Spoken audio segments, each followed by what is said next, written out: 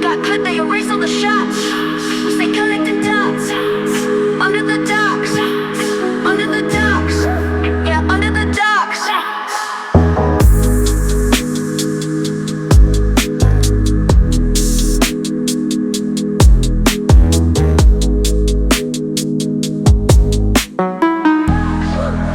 Under the docks.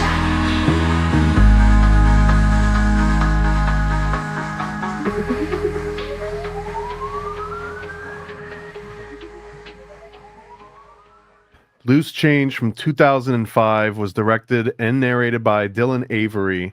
And for this one, I specifically watched the second edition HD remaster from 2017. And I'll talk a little bit about the different versions of this. But why are we talking about Loose Change? Well, because Loose Change was probably the 9/11 documentary. There were a whole bunch of other ones that had come out around this time, but Loose Change did it the way that no one else was able to. I think it's even better than Alex Jones' documentary into the same kind of topic.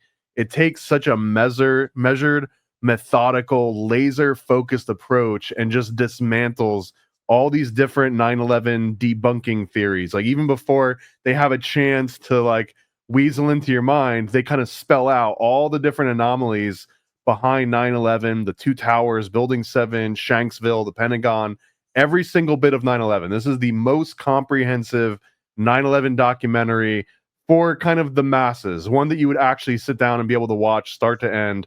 That is Loose Change. And it would be impossible to do a documentary series that starts out talking about conspiracy theories and not include Loose Change in this. So that's why we're talking about it.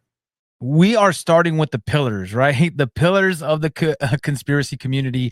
And you could start this movie because it filled in all the blanks that you had, because right after 9/11, Michael Moore's Fahrenheit 9/11 came out, and it was like, oh, Bush is golfing all the time, he's on vacation and blah, blah, blah. This actually filled in the blanks and went into the reports and the actual news clips and people's first boots on the ground experience from first responders and actual eyewitnesses.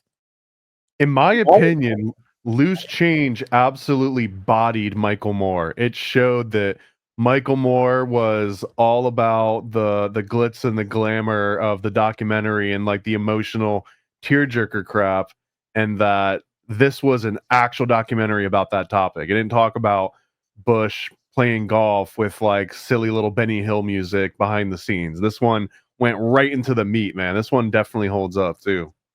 Heavy hitting right away when you started, like, you know that there's something, not just mismanagement, but actually a plot and a scheme to have this operation done.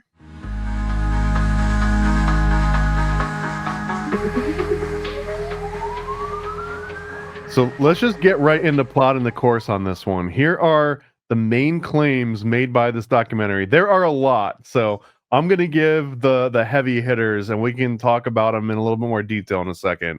So the movie starts out talking about Operation Northwoods from 1962. It was this plan by the CIA where they were going to stage a commercial airliner being attacked by painting a drone and then remotely detonating it, and then using this as a premise to basically start a war in Cuba, or just to start some sort of an international conflict. That Operation Northwoods 1962 false flag. Then it talks about how in 1984 there was a controlled impact demonstration by NASA showing how to intentionally run an airplane directly into the ground. Then it shows a 1997 cover from FEMA emergency response for this terrorism study, and it specifically shows two twin towers with a big cross eye over one of those towers. 1997, okay?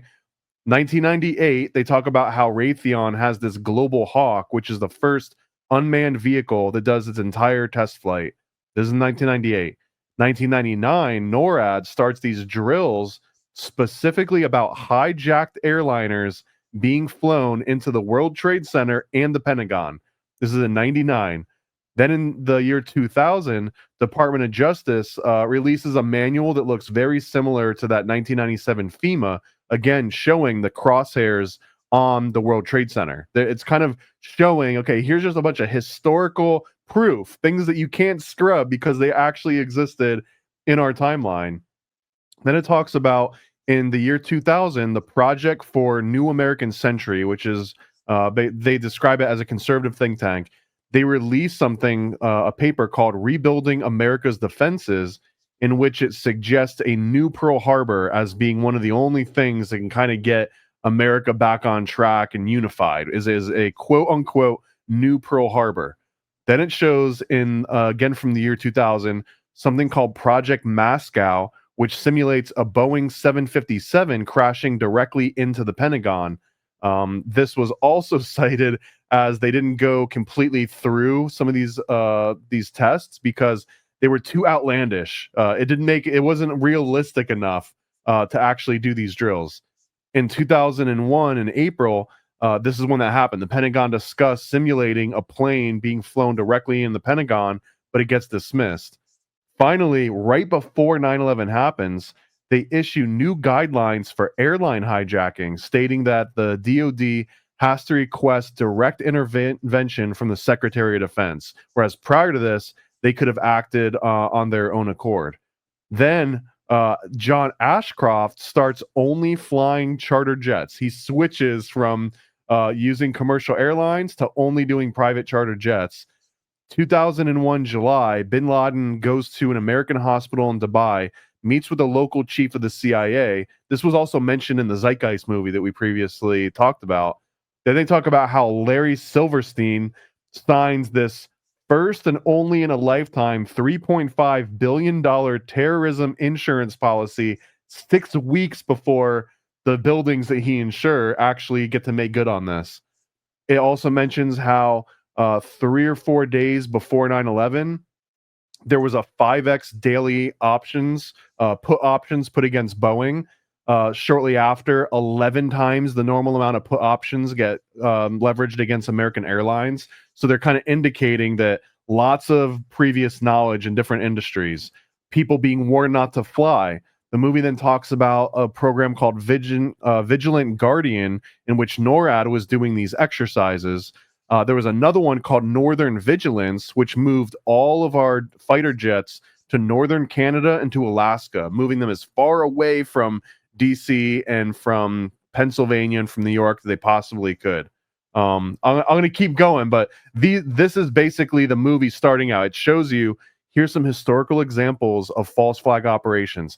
Here's examples of the government not only considering this exact scenario, but doing all sorts of exercises and putting out pamphlets, and everyone knew about this. And then it's going to lead into that, showing the exact same clips we saw in Zeitgeist with a bunch of politicians going, no one ever could have seen this coming. This is just so out of left field. We never thought this was going to happen. The way that you just presented it is the perfect way to talk about loose change. Is they come with receipts from the beginning to the end. Right away, they're like, hey, look at this timeline of events that has happened that I can prove to you that it happened, that you can go into the archive, the old, the archive machine, and find this stuff. That's why I think it was good that you did this special second edition, where it starts out a little different and heavy hits right away. It just goes, hey, this happened, this happened, this happened, slaps you upside your face, of where you can look each individual event up and you can find the receipt of this happening or being drafted, or an idea that was out there in the public sphere, or almost tested, or exercises that actually happened. And I love how they bring the receipts first too, because then they start getting into the claims and the witness statements and other people's testimony. But at this point, we've got a foundation of facts that you can look up. So as it gets into, I guess, some of the subjective, or at least the witness reports, it talks about an interview where there was someone saying they saw the plane flying in the building, but there were no windows on the side of it, that it was not a normal plane, and it had this weird blue logo on the front. They kind of emphasize that a few times. They talk about how the buildings are being demolished and falling into their own footprints, which is an anomaly for a building just falling on its own accord versus a planned demolition.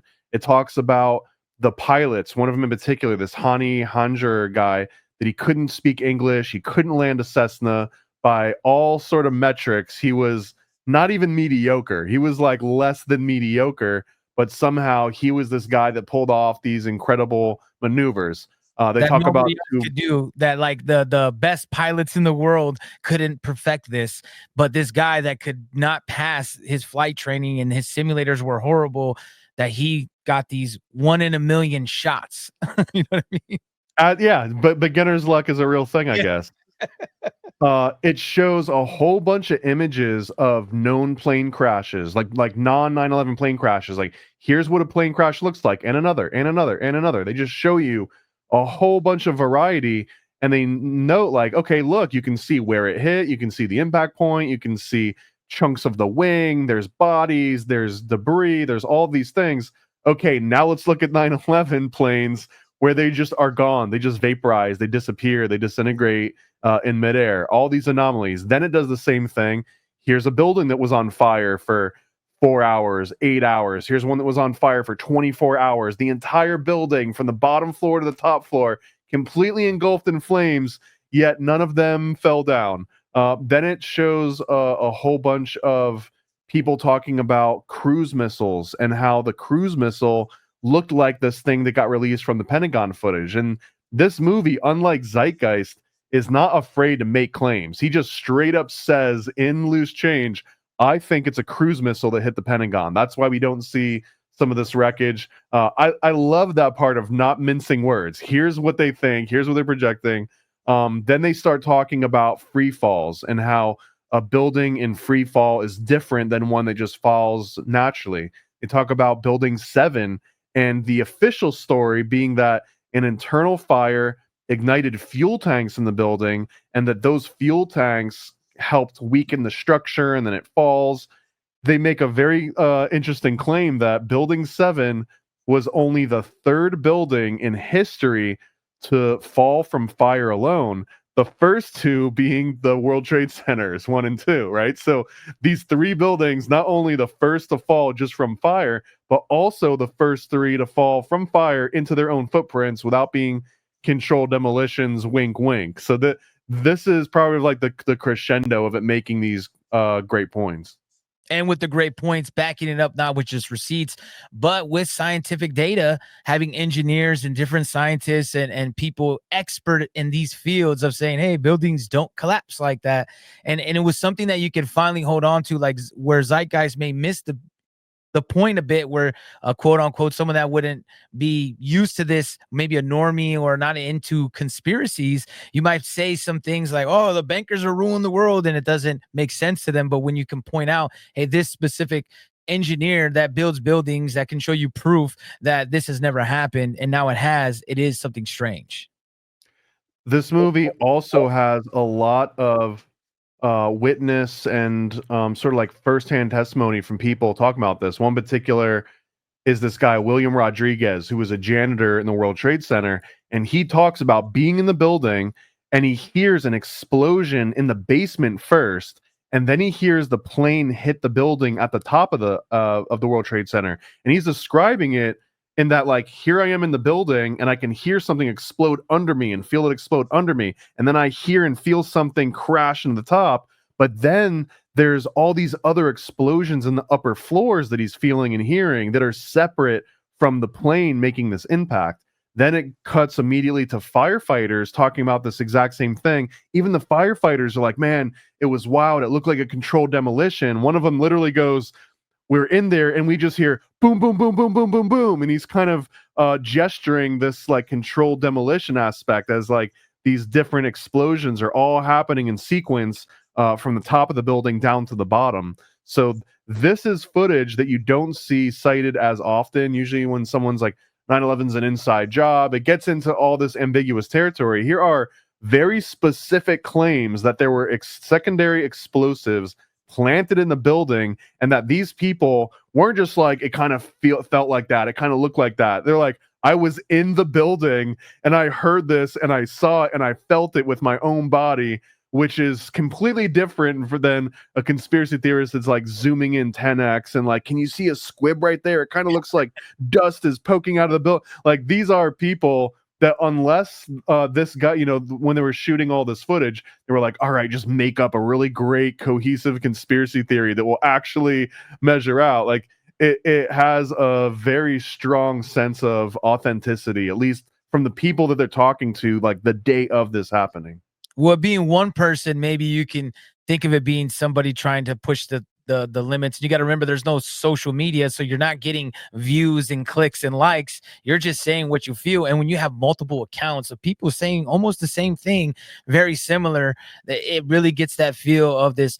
Okay, this is what happened, because it paints a picture of people on the ground there that day, not only feeling and hearing and even talking to other people. Like, I seen an explosion, I heard this happen. Like, you really get the nitty gritty of what happened that day.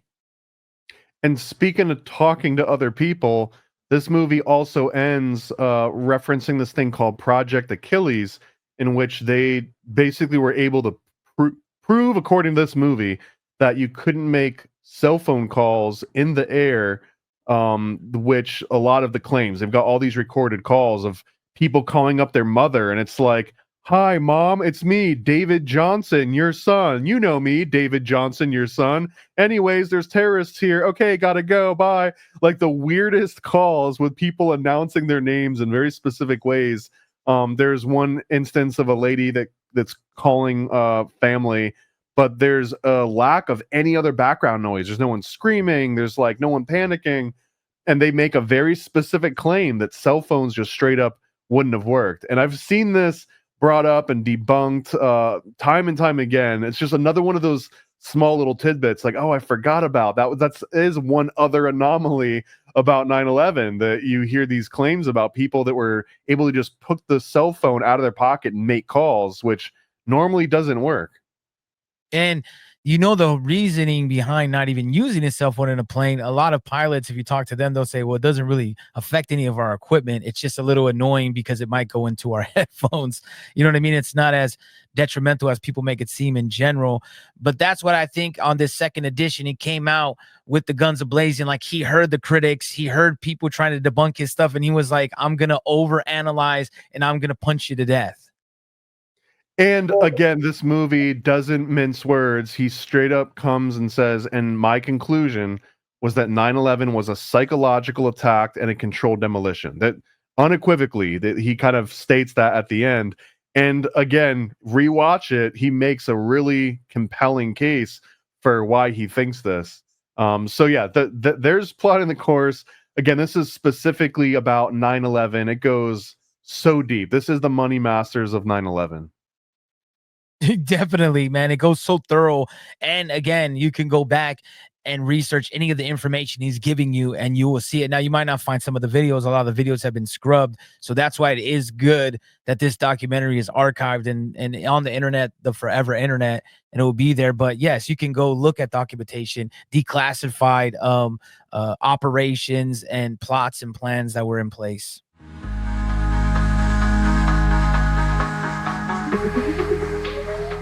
For me, this one, it's easy to talk about the hidden treasure. So let's talk about the treasure first.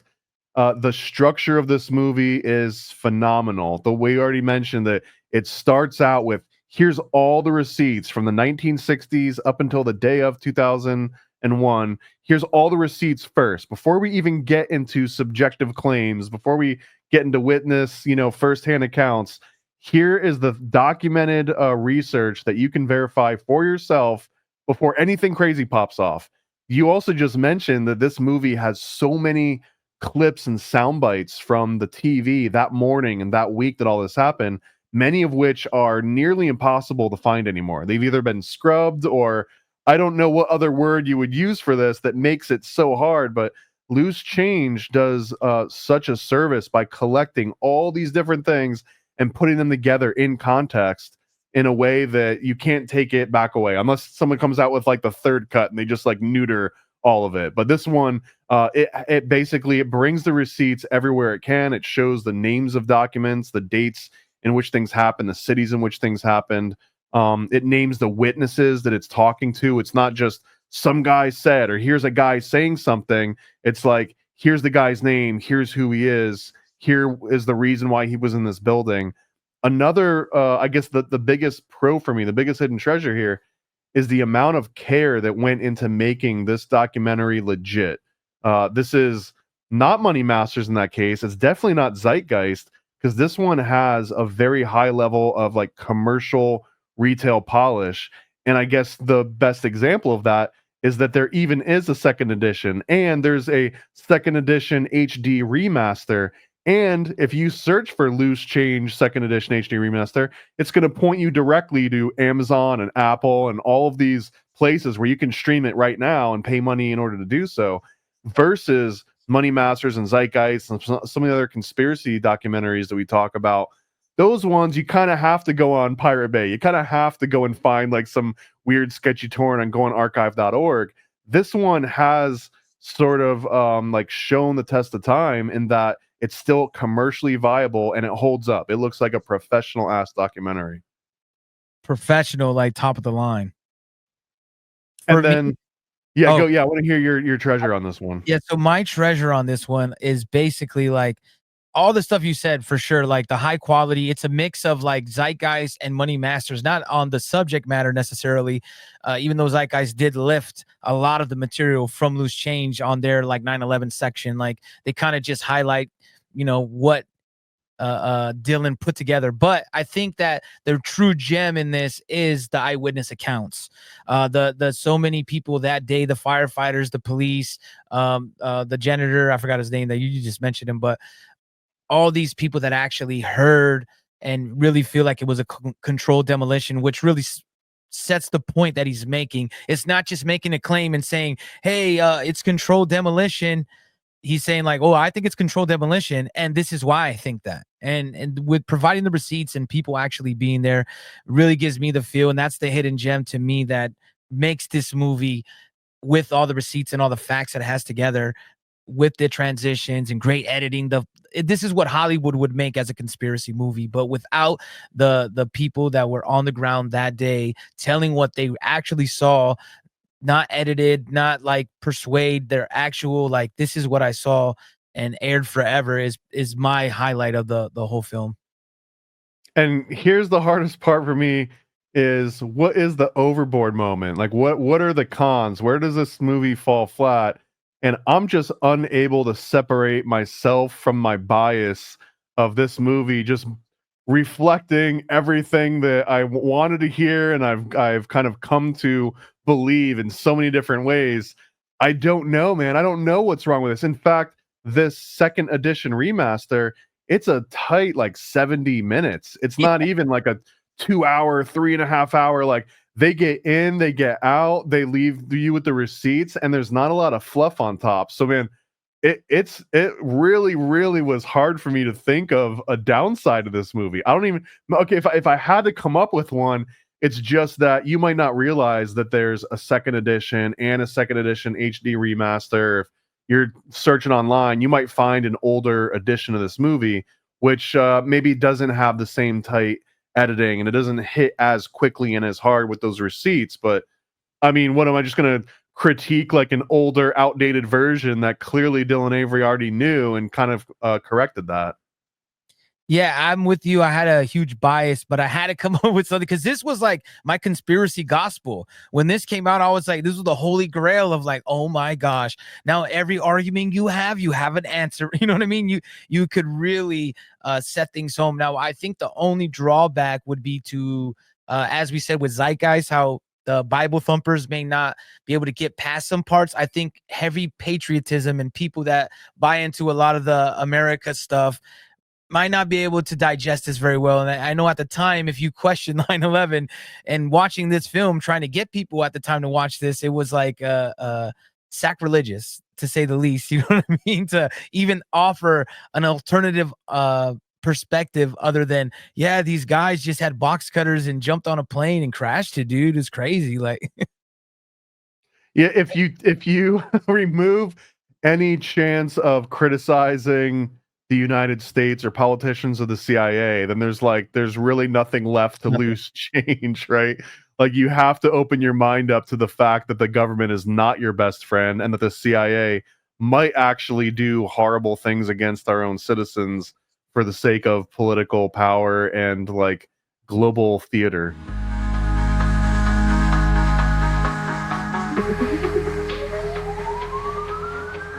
The deep dive. Let's test the waters on this one a little bit. There's not really a specific major claim that I can go into even more detail. This movie does such a great job of stating the claim and saying, here's the official government documentation. So the one out of all this, the one that really stands out the most for me, that feels the most damning, and I'm going to ignore all the controlled demolition stuff because that almost goes on like your visual interpretation. Oh, it kind of looks like this to me. I'm not an expert in controlled demolitions, but there's this one claim about the Vigilant Guardian program, and there was also like the Northern Vigilant North or whatever it was called. And this is where NORAD was told to scramble all of its fighter jets. And the most damning clip is someone saying, "Hey, we need you to reroute over to New York. We've got a hijacked airliner. It's going to fly into this building." And the guy on the other end says, "Is this part of the simulation or is this real world?" And the guy's like, "This is real world." The fact that they even have that recorded, is this part of the simulation, is sort of the best proof that I guess we can have, aside from government documentation stating that they were doing these. But this is how it was allowed to happen. This is how NORAD had the stand down order. They were forced to be able to contact the Secretary of Defense directly in order for them to scramble on their own. And even if they wanted to, those planes were not available to them because they were either in Florida or they're up in Alaska. So they were like upper region of Canada. There was no way for NORAD or for anyone to really do anything about this event. And it was just so convenient that the exact thing that happened was being an exercise that same exact morning. They make a great statement about the 7/7 bombings doing that same thing. So to me, that is the most major claim. And that's the one that I haven't found any sufficient debunking. It was like, oh no, they were talking about some other extra, because that would make it even crazier. What, there was a third, sort of experiment going on that morning. So yeah, that to me, that is the big deep dive. That's the testing the waters. And again, they have the receipts. And a fun fact, I used that clip in my intro for my album Dystopian Paradise because I thought that what they did there, that audio, it captures the audience better, right? You can show them a document and hey, this guy read this document, but to hear actual real world, hey, is this an exercise or like what's going on, man? Like, I think that was good. And to me, what I got from the whole movie, and like you said, he hammers it home at the end, is the skepticism of the media and the psychological warfare that it felt like we have been under since this movie came out. It was really, for me personally, it opened that door for me to look into all this psychological warfare things that go on in think tanks, and could this be a possibility of control? I think they did a better job of putting that forward than Zeitgeist, because Zeitgeist tried to go, I think they went too around everywhere, but I think with Loose Change, for me, their skepticism backed with the receipts is a lot easier to argue against. You know what I mean? Like to argue against people that don't believe what you believe. And when you're telling them like, hey, look, this engineer said this, hey, this Able Danger is a real thing. Like, you know what I mean? Like, it's not something that's made up, and you can show them documentation. I think that's where they really got me, and they pushed me towards the This is my first push to get away from old media, classic, traditional Hollywood and news networks. And we're far away from old world media when this comes out and you're watching Loose Change. And this is where the ripples and the waves come in. This is like the historical and the cultural impact of this movie. First of all, jet fuel can't melt steel beams. That's like a meme now. And I would say that if you had to pinpoint the exact birthplace of that meme, it came from Loose Change, because Loose Change spends a good 5 to 10 minutes solid on this very specific concept that it couldn't have just been jet fuel. It couldn't have just been fuel that was in the basement of Building 7 that caught on fire. And they kind of lean into it being thermite or it being some other, specific controlled demolition practice. There's no way, according to this movie, that it could have just been the plane flying into the building that caused all of that. So yeah, jet fuel can't melt steel beams. That comes directly from loose change. Also, culturally, I mentioned at the end of our last episode, but that this movie was actually available on select Virgin flights. The Virgin Record Company that has their own airline, they actually made this available for an in-flight movie. Now I'm sure it was just like a sort of a promo thing, like a PR campaign that they had. But what would it feel like watching Loose Change in the air? You know what I mean? Especially you're like flying into New York. I couldn't imagine. They're like, I just hope the government doesn't do anything to this flight.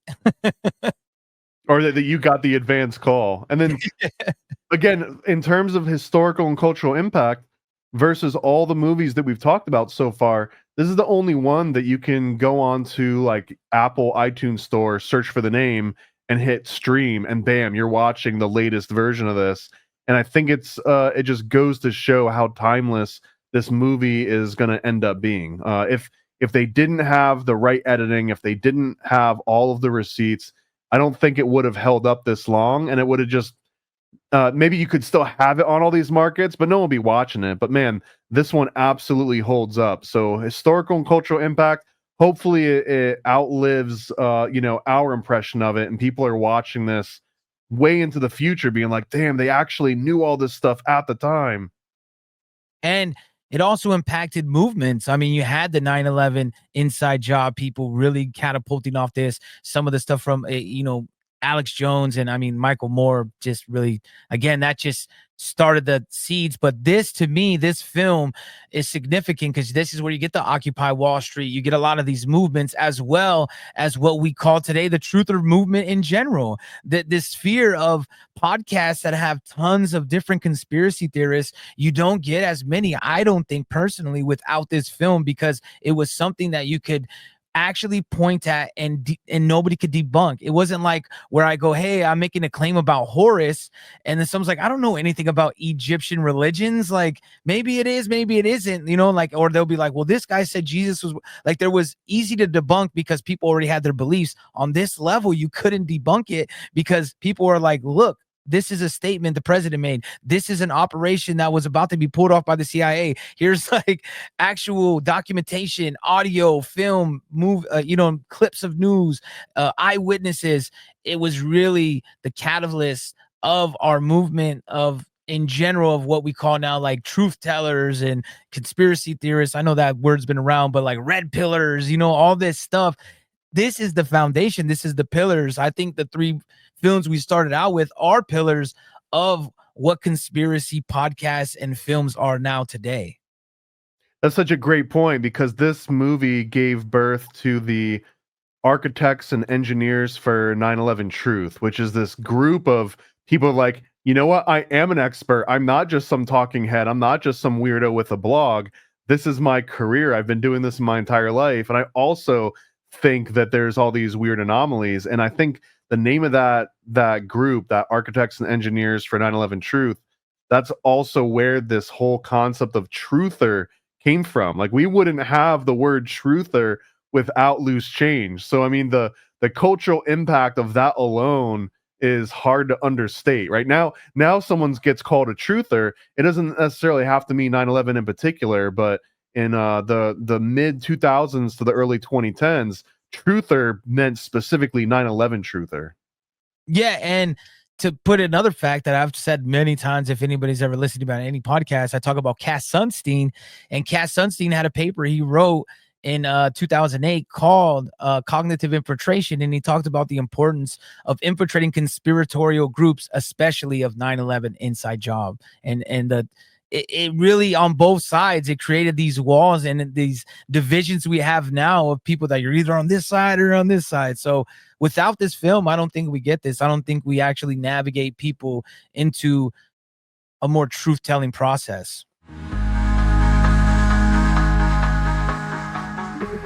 So I can guess where you're at and where I'm at on this, but let's make it official and do our final verdict here, sink or swim. Where are you at on Loose Change? 20,000 leagues, man. There's no way. I know I'm biased. I think you got a little bias. It's just like the nostalgia factor. Plus, when I rewatched it, I'm like, oh, everything holds up. Like, you know what I mean? Like, I wasn't like scrambling, like, whoa, I don't know. That's kind of weird claim. I don't know if that's true. And I'm like, oh yeah, I forgot about that. And it refreshed my memory of stuff that I didn't necessarily remember. And I think not only that, but the cultural significance it had, and how not just documentaries are made now, but how social media is run by so quote unquote truthers and red pillars. I don't think you get this high quality of beds of music and clips going fast with hard hitting information without this film. It's an important film for this genre of conspiracies. Yeah, and it like locks like a KRS-One sample behind like the towers falling. Again, it has a really great soundtrack that makes it feel more modern. This isn't like some boomer sort of like weird right wing thing that you'd find on a website somewhere. This is legit, and it holds up. Like we mentioned a couple of times now, this has a collection of clips and quotes and video snippets from the morning and news anchors and things that would be very hard to find on their own and put together in context the same way that this movie did. So I'm right with you. This one got 20,000 leagues for me. This is the highest possible rating that we can give any of these documentaries. And for the same reason, I was absolutely surprised at how well this held up. I was expecting, because the bar for conspiracy documentaries is so low for me now, I guess. Like I feel kind of bad.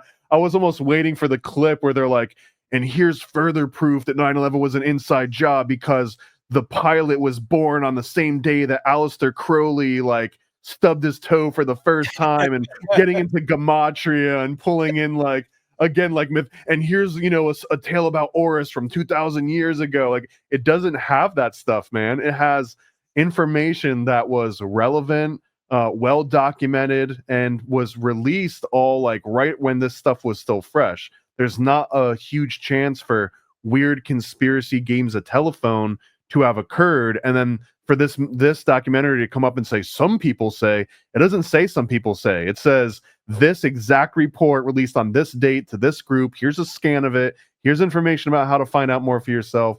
Not many documentaries go that extra miles, so there's no way I could rate this thing anything less than the top rating we got. 20,000 leagues. Yeah, Loose Change holds up over time.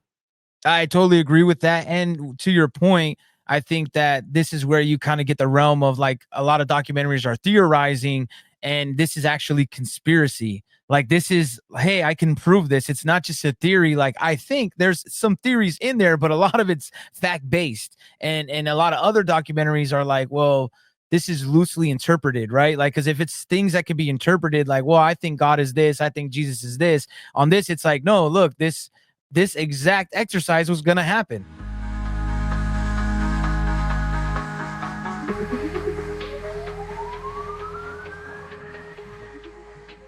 So I think we're done with the controversial stuff.